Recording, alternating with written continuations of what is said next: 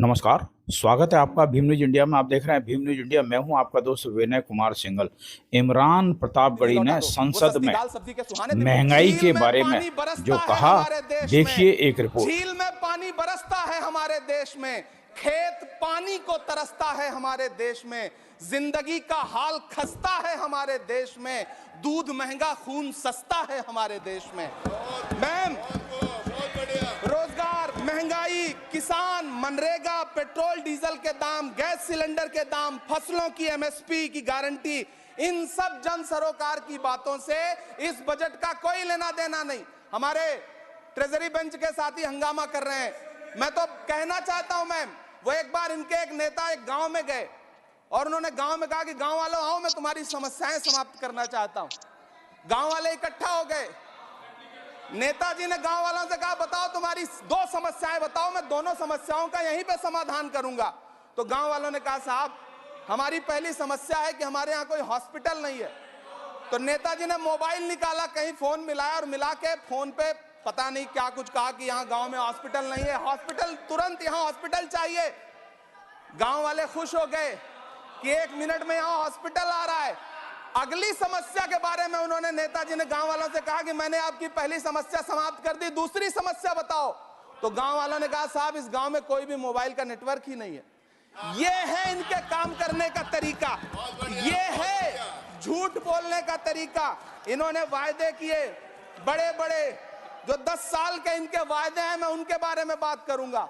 वायदों से ज्यादा इनके नारों पे बात करूंगा। पहला नारा था, बहुत हुई महंगाई की मार, अब की बार मोदी सरकार। आइए इस नारे की समीक्षा करते हैं। पेट्रोल, डीजल, गैस, ये तो बड़ी बड़ी बातें हैं। आटा, चावल, दूध, दही, पनीर, छाछ, सब चीज पे जीएसटी। अरे ये फिल्में टैक्स फ्री करने वाले लोग कफन तक पर जीएसटी लगा रहे हैं और ये गरीबों की बात करते हैं। मैम, ये सरकार झूठ की सरकार है। ये सरकार के जितने दावे हैं सब खोखले हैं।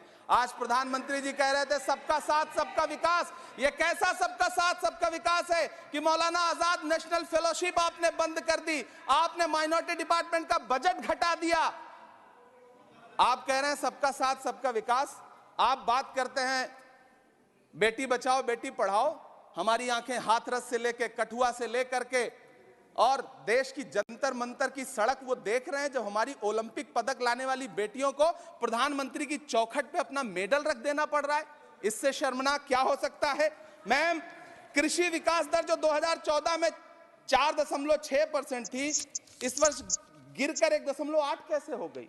क्यों हर दिन 31 किसान आत्महत्या करने को मजबूर हैं? ये सरकार उन पर क्यों बात नहीं करती? कीमत तो बहुत बढ़ गई शहरों में धान की, लेकिन विदा ना हो सकी बेटी किसान की।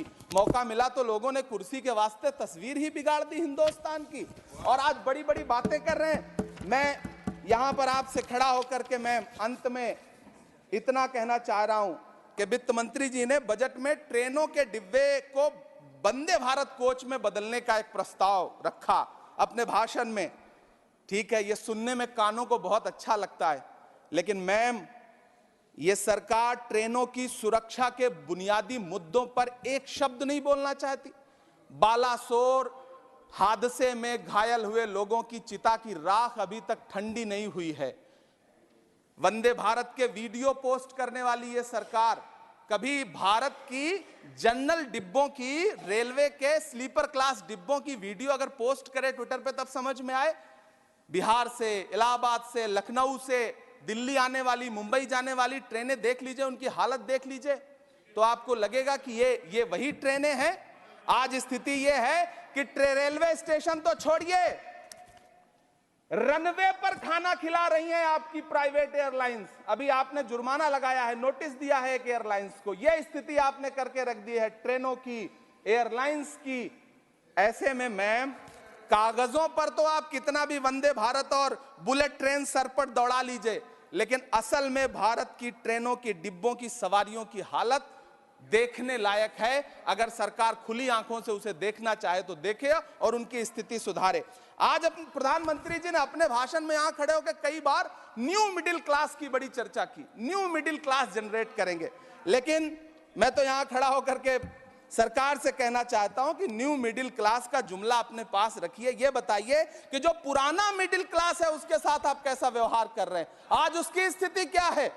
आप अमीरों के कर्जे माफ कर रहे हैं, उद्योगपतियों के कर्जे माफ कर रहे हैं, और यहां स्थिति यह हो गई है कि जो मिडिल क्लास, उसकी जो रोजमर्रा की जरूरत की चीजें हैं उस तक पर आपने जीएसटी लगा रखी है। आप फिल्में टैक्स फ्री करते हैं लेकिन स्टूडेंट्स के प्रतियोगी परीक्षाओं के फॉर्म की फीस नहीं माफ कर सकते। आपको बाकी जगहों पर टैक्स लेना है, हर जगह टैक्स लेना है। मिडिल क्लास से आपका कोई रिश्ता नहीं। मिडिल क्लास तो आपसे कह रहा है कि मोहब्बत भाईचारे के दीवाने दिन ही लौटा दो, वो सस्ती दाल सब्जी के सुहाने दिन ही लौटा दो। ये अच्छे दिन तो अंबानी अडानी को मुबारक हो, हमें ऐसा करो साहब पुराने दिन ही लौटा दो। वो पुराने दिन जो बहुत अच्छे थे, वो पुराने दिन जहां लोग। आप देख रहे थे Bhim news India. Bhim news India को यूट्यूब पर सब्सक्राइब कीजिए, लाइक कीजिए, शेयर कीजिए, कमेंट्स कीजिए। भीम न्यूज़ इंडिया के फेसबुक पेज को भी आप फॉलो कर सकते हैं। न्यूज़ अपडेट के लिए बेल आइकन का बटन दबाइए। बने रहिए हमारे साथ, देखते रहिए भीम न्यूज़ इंडिया। आपका बहुत बहुत धन्यवाद।